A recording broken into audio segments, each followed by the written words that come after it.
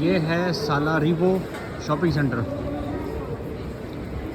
और बहुत सारे दोस्त चले यहाँ शॉर्टली डिस्कशन कर लेते हैं। इंडिया से, यूएई से बहुत ज़्यादा मुझे कुछ इस पिछले वीक में मैसेज आ रहे हैं वर्क परमिट के लिहाज से। तो वर्क परमिट जो है वो साल का जितनी भी कंपनीज़ होती हैं उनका कोटा ख़त्म हो चुका है। ये फरवरी ऑनवर्ड पर चलेगा किस किस कंपनी को कितने कितने चाहिए एम्प्लॉइज़। अच्छा, एक बात बहुत ज़्यादा ज़रूरी है, किसी से भी आप वर्क परमिट लें तो उनसे ये बात पूछ लीजिएगा पहले से, क्योंकि वर्क परमिट पर यहाँ पर ख़ास तौर पर इंडियन 3-3 महीने के या 45 दिन के उस पर आ रहे हैं एजेंट, उनको 3 साल का किसी को साल का बोल के ला रहे हैं, लेकिन उसके बाद वो ना एक्सटेंड होता है और ना ही वो जो है किसी और वीज़े पर चेंज होता है।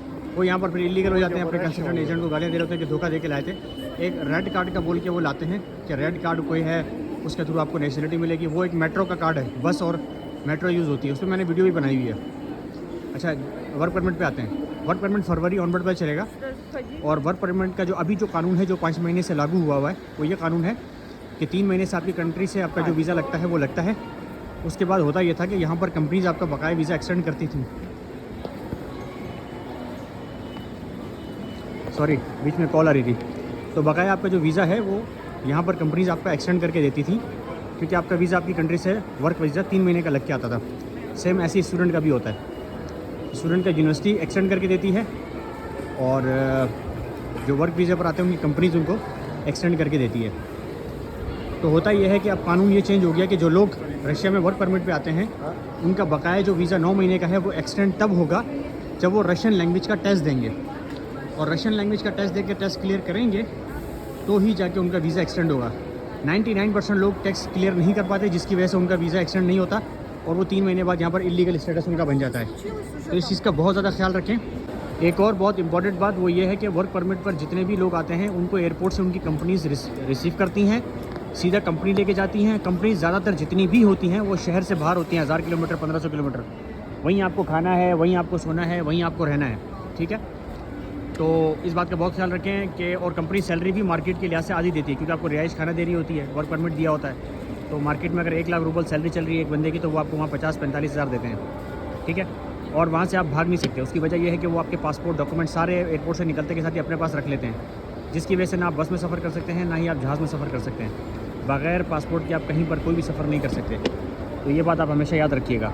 जितने भी लोग किसी कारखाने में, मिलों में या कोई सिलाई वगैरह के या किसी भी चीज़ में आते हैं तो ये याद रखिएगा। और ड्राइविंग का बहुत ज़्यादा लोग बोल रहे होते हैं मुझे ट्रक ड्राइविंग आती है, मैं टैक्सी ड्राइविंग करना चाहता हूँ, ये वो। तो आप सबके लिए एक बात बहुत इंपॉर्टेंट वो ये है कि यहाँ पर जब तक आपको ज़बान लिखनी, पढ़नी, बोलनी नहीं आएगी तब तक आप यहाँ पर इनका टेस्ट क्लियर नहीं कर सकते, ठीक है। जब तक आप यहाँ पर ज़बान नहीं सीखेंगे, सिर्फ बोलना नहीं सीखनी है, लिखनी भी आनी चाहिए, पढ़नी भी आनी चाहिए, उसके बाद ही जाके आप अपना ड्राइविंग का टेस्ट क्लियर कर सकेंगे। और ड्राइविंग का टेस्ट आपका क्लियर होगा, ठीक है, तो ही आप जो है वो यहाँ पर ट्रक ड्राइविंग करना चाहते हैं, टैक्सी ड्राइविंग करना चाहते हैं, वो सब हो सकता है, लेकिन बग़ैर लाइसेंस के नहीं हो सकता। यूएई, पाकिस्तान, दुबई, किसी और कंट्री का कोई भी आपके पास लाइसेंस हो वो यहाँ नहीं चलता, ठीक है।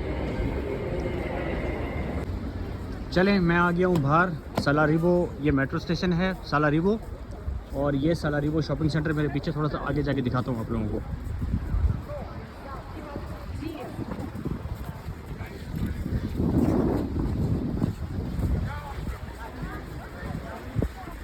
ये मेट्रो स्टेशन है सालारिवो, नज़र आ रहा है आपको? सामने से दिखाता हूँ आपको। ये शॉपिंग सेंटर बहुत बड़ा शॉपिंग सेंटर है। मॉस्को सिटी से मुझे इजाज़त दें, अपनी दुआ में याद रखें। अल्लाह हाफ़िज़।